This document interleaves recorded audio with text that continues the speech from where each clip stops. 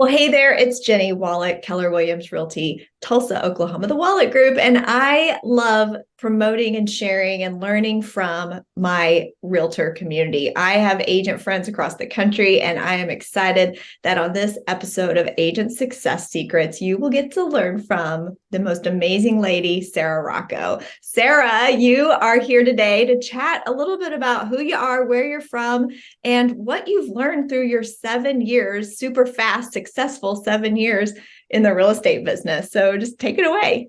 Jenny, like I've admired you for so long that this is just an honor. So thank you. Let's stop. All right. So started in real estate 2016. Went to a Keller Williams family reunion 1 month into the business, and realized that I needed to eventually think of this as a business and start a team to have success through others and build it. And so now fast forward to today, we're the second top team, but we want to be the top team if that's meant to be. We're the second top team in our area. But the main question, Jenny, that everyone asks me is, what did you do before? And so before Sarah, the 2015-14 was a stay-at-home mother for 14 years. Yeah. And it was pretty amazing. Like I got really good at being a stay-at-home mom, but I really wanted more. I wanted to experience different things. But what that looked like for me in the journey to get to the freedom to go do something else actually had a really hard road. And the road to get to 2016, Sarah, was making a tough decision to, ultimately leave the relationship I was in and the marriage I was in and move to a new city and actually come out of something that was really dark that I can't get into, but an environment where I was told who to be, how to think, how to act. And it was a very strong, controlled environment. So actually getting out of that and deciding that I wanted something different for me and my kids was so powerful and monumental in my life, that when I was able to start living the life that I chose versus what someone else chose for me, it was like, let's go. Like there was like, I had a chip on my shoulder, but you can't have a chip on your shoulder for so long, right? You become bitter or whatever that is. So then it morphed into this different season of Sarah every year. And I feel like your purpose changes and your goals change, but ultimately, I'm loving every season. And it's all new. I feel like I started living in 2016. Well, Sarah, I actually have heard your story. You shared it one time on stage. And so I know what you've been through, and that you survived through all of that and came out on the other side, like ready to rock. You just said it, like, let's go. If you can get through that, and you're of course a healthy and happy woman and have lovely children, and all of those things were for a reason. But that really gave you some focus on, I got to get into action fast. That's why I feel like your first 7 years have been like so speedy in your success, because you had some time to catch up on almost. Yeah. I literally just started living. So like when I have an aha, like that business ebbs and flows, it doesn't just go straight up. Everyone's like, of course. Well, for me, that's new. I didn't know that. Right. So it's all, and there's beauty in being naive. There's beauty in not knowing too much, because I'll just give one little quick example. I door knocked my entire first year, and I would have people say, don't you worry about your safety? And I'd be like, why would I worry about my safety? Like, I just didn't know I should worry about my safety. So like, protect yourself from all the noise of why you shouldn't do it, and just freaking go for it. Yeah, a lot of us overthink it for sure. But your business right out of the gate, that this year you're going to get to help a huge number of families.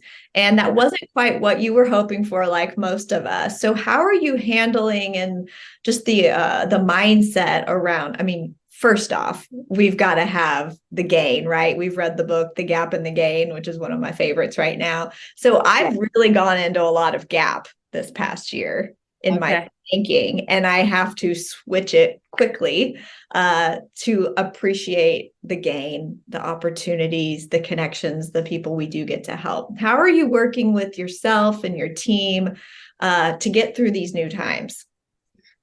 Yeah, so I have removed myself from the control of the outcome.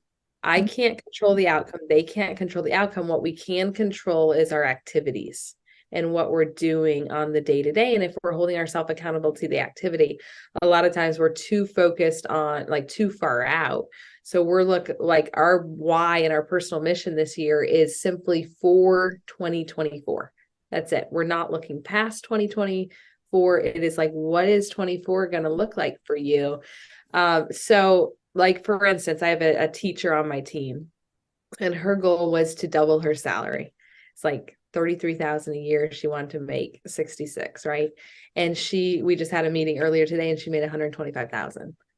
That is so powerful to me. And seeing her cry and be so touched by that, when it becomes more about the consumer or your people than it does what is in it for you, it shifts the way you look at the industry changing and the scarcity of, like, what if I don't have this?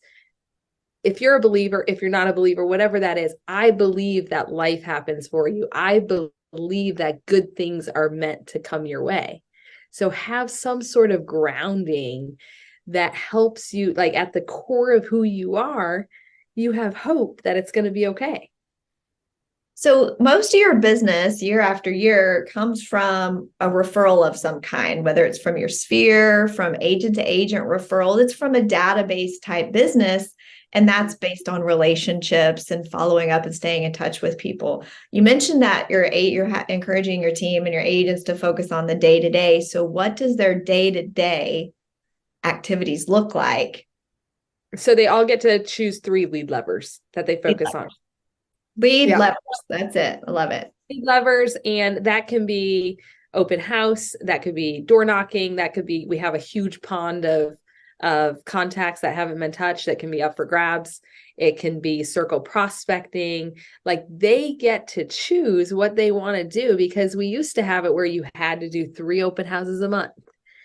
Yeah. Whether you were good at open house or not, like, we got rid of all that. They get to choose their levers, and we hold them accountable to getting results from those lead levers. Oh, I love that. Okay, so what if my my lead lever is just database? I'm going to stay in touch with my database or grow through networking or things. Like, am I on the phones all day on your team? Yeah, so I'll give you an example. So we run our numbers through Sisu. And at the bottom of Sisu is going to be the actual metrics, aside from set, met, signed, so on and so forth. So, like, if their lead lever is social media, it's going to be DMs. Like, it can't be comments, because DM turns into more, right? So it's a DM of, like, I saw this. So they're tracking their DMs for that lead lever. And they're holding themselves accountable. We'll have, like, how many posts on your social media did you use? So it's actually getting really granular on the activity. So then if it's circle prospecting, it's for that, it's hours prospected and dials, and then the conversations, then we track too. And so then it's like, okay, so for that amount of time, because we want to help them find their math. So if your lead lever is circle prospecting, and you're going to have to prospect for 4 hours to get 4 conversations, but you get 1 solid lead, the next day you can about guarantee that you're going to have to prospect for 4 hours. You're going to get 1, you know what I mean?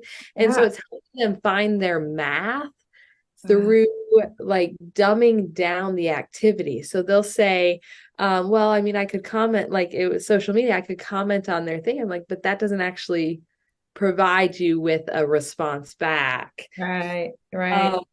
They're open houses. So it's like, open houses have to consist of 5, 5, 10. So door knock 5 on either side and 10 across the street. And you should circle prospect if you want to actually say, to me, because they'll come to me and they're like, I've been doing open houses and they're not working. And I said, okay, are you following the model? 5, 5, 10, circle prospecting and do an open house. And they're like, well, no, I don't really do I'm like, okay, so don't tell me it doesn't work Yeah. if following the model and what actually works. So, and then we get through the Q1 and we might pivot those lead levers, but they have to try it for 90 days. Oh, I love that. So you mentioned helping them find their math, which I love because then the path is in the math. And like you Yeah. said, it's more predictable that they can know what activities to do and they can pinpoint where their gaps are. But as a team owner and leader and rainmaker, how are you determining the math for the business as a whole? Yeah. So that I think that's where I struggled because I was really good as an agent and I had a director of operations. And when my director of operations and I parted ways, I took on that hat.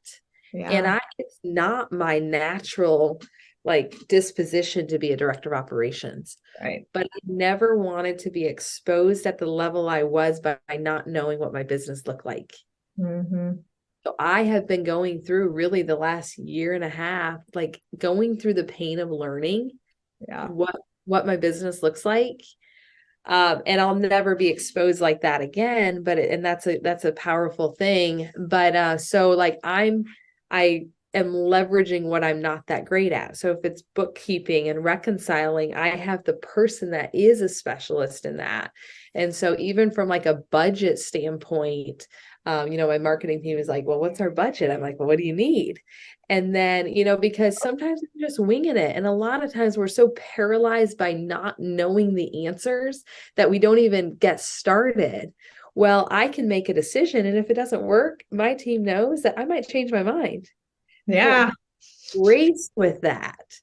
Does that make sense? But sometimes as a leader, we think we have to show up with all the answers. That's right. That's right. That's I right. just released myself from the pressure of having to be perfect. That Yeah. was cool.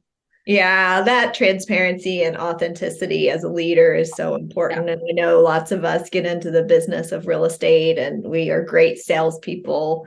We just don't understand why the other people on our team just don't get up every day and go talk to people and make deals happen because that's just who we are and what we did.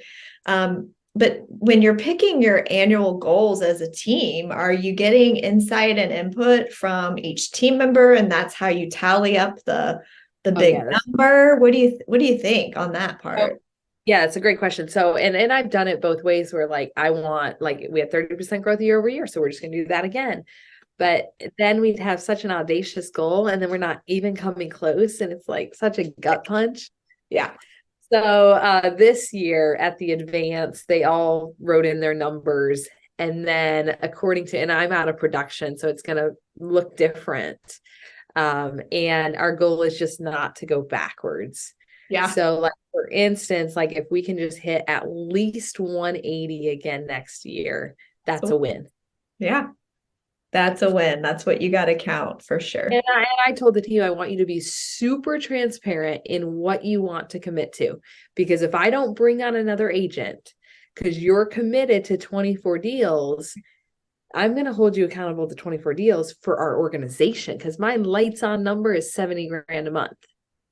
Right. That's the piece. And so, I'm yeah. crystal clear on my numbers for them, and they have to be accountable. So let's speak to this. Maybe somebody's watching who is a leader of a team, or maybe you're an agent on a team, and you need to understand there's real numbers that we're taking on as the owners that are the risk. And so, you've mentioned getting out of production. It shouldn't be everyone's goal. It may not be your goal. Maybe you love the transaction stuff and you want to stay a listing agent for life. I love that for you. It wasn't my jam, but you get to pick your path inside this business. But when you get out of production, Sarah, what happens? Yeah, the profit goes down, the money goes down. It stinks. And so if you're not ready for that, you might get a little shocked when that happens. So let's talk about taking those steps of, okay, your number that you need each month, you now are not contributing to it. So Right. as the leader, what does your job look like to ensure that the business is still happening? Well, I have to make X amount of warm connections to leads through my inside sales hat. So when I'm wearing my inside sales hat, I'm held accountable. Like we do our weekly WIG, wildly important goal huddle, and we all have to show our numbers. So they get to see my conversations I've had, my appointments set for the team. And so I'm actually held accountable like an ISA would to Oh, provide them with business. So while I'm freer now to not have to go on appointments, I'm yeah. still required to set them appointments and to bring in business and be a rainmaker. And we really are the best ISAs, to be Yeah. honest. Yeah, we are. If we do it, right? Like when we do it, you get in your groove and you're like, man, I'm really good at this. Yeah. But it's like actually holding yourself accountable to doing it. Yeah. So that's the biggest thing for me is like when you don't want to do something, everything else is super attractive. That's right. So That's that is like my focus is focus right now. Like if I mean you hear of like Tim Heil, like he went off the grid for years and he said if he could contribute his success of homework to one thing, it was like he got rid of all the noise. yeah. There's so much of it. Yeah. Well, what would be some final tips and words of wisdom from your amazing career so far in this business that others need to hear from you? You know, right now, I would say, so for me, it is so important who you surround yourself with more than anything else, because it is what you're listening to, the things you're going to attend, the people you're going to be around. It is all going to be what's going into here during this next period of time. So you better guard that. So my default answer to everything is no. Mm, I have to convince myself of why it's a yes. So, like, guard yourself. And it's easy to have come out of what we came out of, where it was travel and it was all this fun. But maybe this next year is just a grind year. yeah. And maybe we have to have delayed gratification for the grind we're going to have this next year. Yeah. Yeah. And So so protect your mind. something, well, protect your mind and something I know you're really great at, and we did not mention it, but you are really great at putting your mask on first and Yeah. taking care of your health. Yeah. So how has that been such an important part of your success as well? Well, and that's counterbalanced too, because there will be times where I go way over on the side where I'm like, man, I haven't done anything. And then I go back. And so it's recognizing when you're not mentally there that it is there is a solution for it. And so one of my 7 circles of life is health and health. And so it's sleep, Yes. eating right, and fitness. But like this was my aha. I was like, I want a massage a year. I wanted that this year, and I didn't do it. That's 12 hours a year 12 hours Yeah. for a 60-minute massage once a month that I did not think I was worth. Yeah. Or you did make time for. Well, yeah, but I didn't make time for because I didn't value, you know what I mean? And so Right. it's understanding that like I don't know. And that's with being a mother too. I am not going to sacrifice. And I just drew a line in the sand. I'm not going to sacrifice picking my kids up from school to work, period. Right. And so you just have to draw a line in the sand. Yeah, you do. Sarah, how can everybody find you and share referrals and get to know a little bit more about you and the Rocco group? So, all things Jacksonville, but really Northeast Florida, Amelia Island, Fernandina, Ponte Vedra, St. Augustine, like all the way down. But go subscribe to our YouTube channel, the Rocco group, Sarah Rocco. We are building out our YouTube channel, right? Hopefully it inspires you and helps you like learn how, maybe something you could do yourself. But go to our YouTube channel, Instagram, Facebook. But keep us in mind, please. And we are really, like I showed Jenny, guys, that 30% of our business came from agent referrals. We love back. you love on us, we love on you. Like we are really good and we give you little things throughout the year. So Oh, yay. Well, I appreciate you spending your time with me and sharing all your wisdom and your secrets. And I can't wait to see you soon. thank you, Jenny. Bye, Sarah. Bye.